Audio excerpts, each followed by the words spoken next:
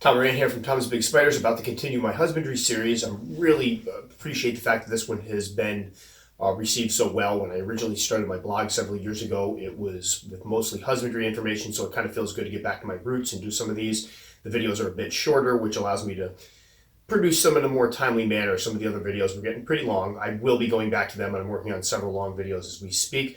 But forging ahead, I'm going to do more of these husbandry videos. Now, for the last few, we've focused on pretty much just one species. This one will be a little bit different. We're going to be looking at the entire Harpactira genus. It'll mostly focus on Harpactira pulchripes. I've had these guys for quite some time now and raised two up from slings to adulthood. But recently, I've also acquired some other Harpactira species, so I'd like to kind of cover them as well. The husbandry is identical for all of them, so I figured instead of breaking it down and doing one for each species, we'll do one video that encompasses them all. So enough with the talking and with me on the camera. Let's get over to looking at some spiders. All right, we're going to kick this one off with a brief feeding video featuring my Harpactira pulchripes. This genus of gorgeous baboon tarantulas from South Africa have become much more prevalent in the hobby as of late, and many vendors are offering several types of slings for sale, which is fantastic. Recently, there have been more Harpactira species available than ever, and I wonder if their newfound popularity wasn't possibly spurred by the introduction of the gorgeous and highly desirable Harpactira pulchripes, or golden blue-leg baboon. These mid-size old worlds sport a variety of pretty ambers, golds, bronzes, and even a bit of green.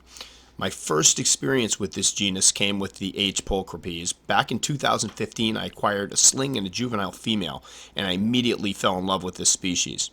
Besides their strikingly good looks, I found the species to be incredibly hardy with a fairly laid-back temperament for a baboon species. Last year, I was fortunate enough to get several more Harpactira species from Fear Not Tarantulas, and I've become a huge fan of the genus and all. Fans of heavy webbing, visible, fast-growing, robust, pretty baboons will find a lot to love about this genus. And here we have one of my Harpactira hamiltonis, and in a moment one of my Harpactira cafrerianas. I have a fun time saying that name. So for a moment we'll talk about slings and raising slings, and quite frankly I found these guys to be incredibly easy to raise and hardy. Species from the genus start off rather petite, so folks may find that smaller dram vials or 4-ounce deli cups will provide good sling enclosures for smaller specimens. For slightly larger specimens, like 3/4 of an inch or larger, the tried and true 16-ounce deli cups make great homes, and I've found that these guys do very, very well in them. I've used all three types with no issues at all, so it's up to basically keeper discretion over which ones they use. This species is more of a webber than a burrower, so provide a bit of substrate and a piece of cork bark for a hide. If possible, also include a fake leaf or two to serve as an anchor point for webbing. Mine all immediately took refuge beneath the cork bark, using this as the epicenter for their webbing. This also gives them a place to retreat to if they are startled, so that they don't bolt out of the enclosure. One of the only escapes I've ever had was a Harpactira pulchripes sling that I got sloppy with during a rehousing. It was up my arm, around my back, and down the back of my leg in a blink, and Billy had a heck of a time wrangling the thing back up. Although I found slings from this genus to be more calm overall than most baboons, they can still be skittish and are very fast. It would behoove hobbyists to keep this in mind when working with them. A water dish should be included if the space in the enclosure accommodates for one, because it can be a bit tricky with vials. I found that the shallow clear caps from spring water bottles work great. If using one of the dram vials, gently dribble or mist some water down the side of the enclosure when feeding to give them a place to drink. While slings, I do keep part of the substrate moist at all times, although they definitely don't seem to show a preference for it. I found the slings to be excellent hunters and eaters that chase prey down with gusto. When slings, I feed them small crickets twice a week or so, sometimes 3. For tiny specimens, you may consider pre-killing crickets until they put on some size, although mine have had no issue taking down live prey. Pre-molt is fairly easy to detect for slings. If you spot them out of their dens, their abdomens can become quite distended and shiny, and they will start refusing food. Most will also retreat to their burrows when in pre-molt, often webbing up the entrance. This is their way of putting up the do not disturb sign, so you should not try opening the burrow to check on them or to try to shove food in. During this time, keep a corner of the substrate moist, the water bowl full, and try not to disturb your sling. They will eventually emerge a bit larger and quite hungry. For the shyer species, like the H. baviana that we see here, who do not come out of their dens much, look for the entrance to open and for them to deposit the old molt outside. This is usually another good indication that they have molted, hardened up, and are ready to eat. And as far as the species differences go, my baviana is probably the shyest. It has taken me literally 2 months to catch one outside like this. We'll see if some of that behavior changes as it puts on some size. As far as my cafreriana and my hamiltonis, they have all been pretty brazen. They sit right out in the open, even as slings, as have the pulchripes. Juveniles will do well in terrestrial setups between 2 quarts and a gallon. Again, these species don't seem to do much burrowing, so a couple inches of dry substrate will work great. I also give all of mine a good hide to start with.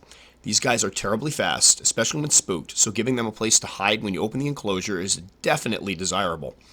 As with the slings, they will be doing some webbing, so include some fake foliage or spiderwood for anchor points. I also include small water dishes, as I do with all of my tarantulas, in case they need a drink. For juveniles 1.5 inches or so in size, I no longer worry about moistening any of the substrate. They will do fine on dry. That said, I do keep the water dishes full and dribble water on their webbing on occasion. In my experience, species in the genus Harpactira grow at a relatively fast pace. My female Harpactira pulchripes took about 3 years to mature when kept mostly in the 70s, which is low to mid 70s in the winter and high 70s to occasional 80 in the summertime. I've spoken to folks who have had their males mature in less than a year. This is a sexually dimorphic species, and the males tend to be much smaller, gangly little guys when compared to the females, who are much longer and heftier overall. Specimens kept at high temperatures, high 70s to 80s, will likely experience much faster growth overall. Once my Harpactira reach about 1.5 inches or so, I reduce feeding to once a week, offering a medium or large cricket, depending on the size of the specimen. Mealworms and roaches can also be used, and I'll switch up prey every so often for variety. And as we check out my adult Harpactira pulchripes female, let's take a moment to talk about adult husbandry. Harpactira is a medium-sized genus, so adult enclosures around 4 to 5 gallons would be appropriate. As these species can be heavy webbers, it would be advisable to use enclosures that allow for a bit of extra depth. Shallow enclosures can quickly become webbed up, making it difficult to open an enclosure without tearing the webbing and disturbing the spider. For example, although a large Exoterra breeder box would offer enough floor space for a terrestrial spider this size, its shallowness would make the excess webbing problematic. Again, although I've found mine to be quite calm overall, they are fast and can bolt if spooked, and ripping up a bunch of webbing is a sure way to spook your spider.